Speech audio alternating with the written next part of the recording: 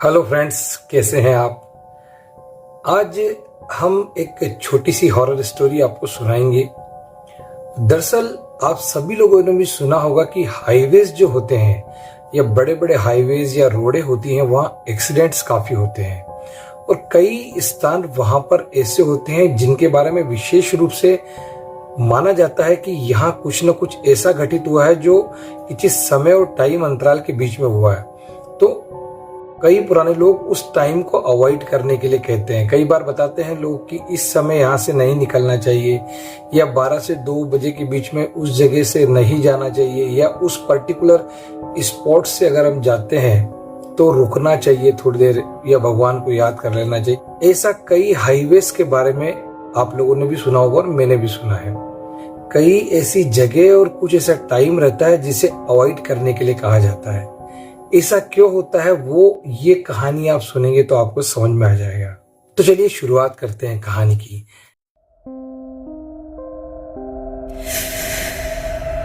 दोस्तों, ये कहानी राजेश नाम के एक ट्रक ड्राइवर की है।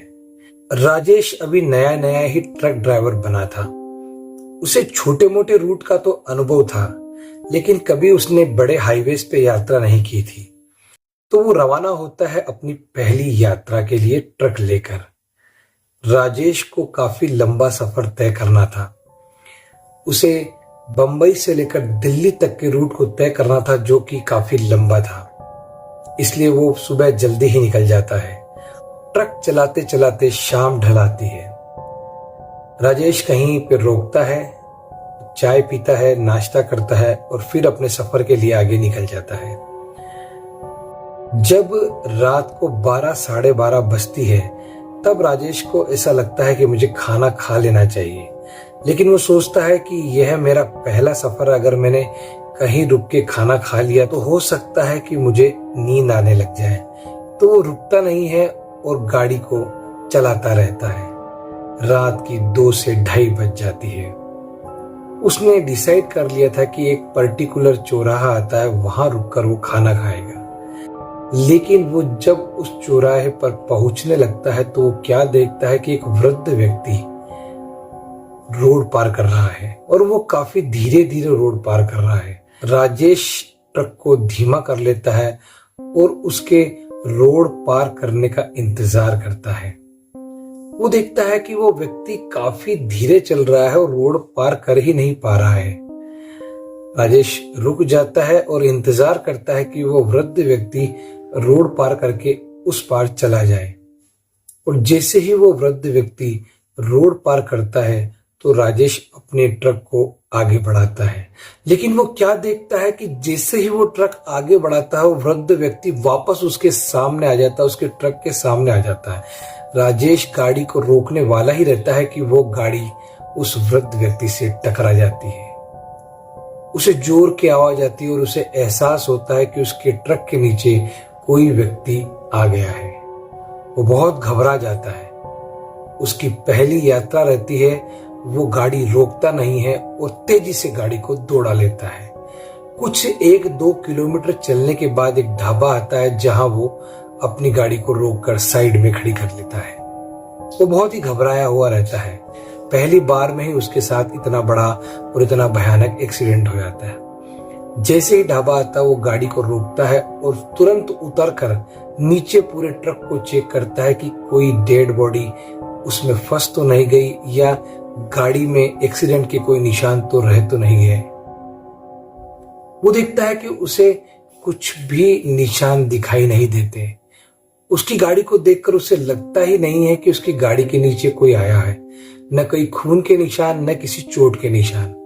वो तुरंत गाड़ी को वहीं से पलटाता है और वापस वहीं जाता है जहां उसका एक्सीडेंट हुआ। वो पूरी रोड तलाश कर लेता है, लेकिन उसे कोई भी दूर दूर तक दिखाई नहीं देता। वो काफी घबरा जाता है कि ऐसा कैसे हो सकता है। मैंने खुद अपनी आंखों से उस आदमी को मेरी गाड़ी के नीचे आते हुए देखा है, लेकिन न कोई उसकी लाश का अता पता, न कहीं खून बिखरा हुआ है। कुछ भी ऐसा लग नहीं रहा देखकर कि यहाँ कोई एक्सीडेंट हुआ। वो फिर से अपनी गाड़ी में बैठकर उस ढाबे पे रोकता है। राजेश काफी सहमा हुआ रहता है और डरा हुआ रहता है। तभी ढाबे का मालिक उसके पास आता है और बोलता है, नए नए आए हो गाड़ी पे, मैंने तुम्हें आज तक नहीं देखा इस रूट पे। तो राजेश ढाबे वाले को बताता है कि वो पहली बार ही इस रूट पे आया है और ये उसकी पहली ही नौकरी है। तो ढाबे वाला बोलता है कि तुम घबराए हुए लग रहे हो, क्या हुआ मुझे बताओ। राजेश जो उसके साथ घटित हुआ वो उसे पूरे विस्तार से बताता है। तो ढाबे वाला बोलता है कि तुम जहां से आए हो उसके थोड़ी ही आगे एक फैक्ट्री है, वहां एक वृद्ध व्यक्ति काम किया करता था। उसकी नाइट शिफ्ट रहती थी, वो घर 1 से 2 बजे जाया करता था। एक दिन वो रोड पार करके अपने घर जा रहा था, तभी एक तेज रफ्तार ट्रक ने उसे कुचल दिया और उसकी वहीं मौत हो गई। आज उस बात को 10 साल हो गए हैं, लेकिन ये घटना बार बार वहां दोहराई जाती है। आए दिन किसी न किसी ट्रक वाले के साथ में ये हादसा होता है और उसे लगता है कि कोई उनकी गाड़ी के नीचे आ गया और वहां कोई होता ही नहीं है। वो जो समय था 2 से सवा 2 बजे के बीच में, जिस समय तुम्हारी गाड़ी उससे टकराई, उस वृद्ध व्यक्ति का उसी समय एक्सीडेंट हुआ था। अब तुम ध्यान रखना कि कभी भी इस रूट पे आओ तो इस समय को अवॉइड करना। अगर इस समय तुम उस जगह से निकलो तो थोड़ा सा रुक जाना 10-15 मिनट और इंतजार करना, क्योंकि उस वृद्ध व्यक्ति की आत्मा आज भी वहीं भटक रही है और उसी स्थान पर बार बार उसका एक्सीडेंट होता है और लोगों को वो भ्रमित करती है। ये बात सुनकर राजेश ने चैन की सांस ली और वो आगे निकल गया। दोस्तों, ऐसी कई घटनाएं हैं जिनका कोई साक्ष्य या प्रमाण नहीं है, लेकिन कुछ ऐसे स्पॉट होते हैं, कुछ ऐसे एक्सीडेंट स्थल होते हैं जो बहुत ही एक तरह से अशुभ माने जाते हैं और वहां से बे टाइम और बेसमय कोई भी निकलना पसंद नहीं करता। उन्हें पता रहता है कि पर्टिकुलर इस स्पॉट पे कुछ न कुछ गलत घटित हुआ है, तो वहां जाने के बाद या तो गाड़ी वाले अपने स्पीड को स्लो कर लेते हैं या थोड़ी देर रुककर उसके टाइम को अवॉइड करते हैं। तो ये थी आज की हमारी कहानी। ये कहानी अगर आपको थोड़ी भी पसंद आई हो तो इसे लाइक कीजिएगा और मेरे चैनल को सब्सक्राइब जरूर कीजिएगा।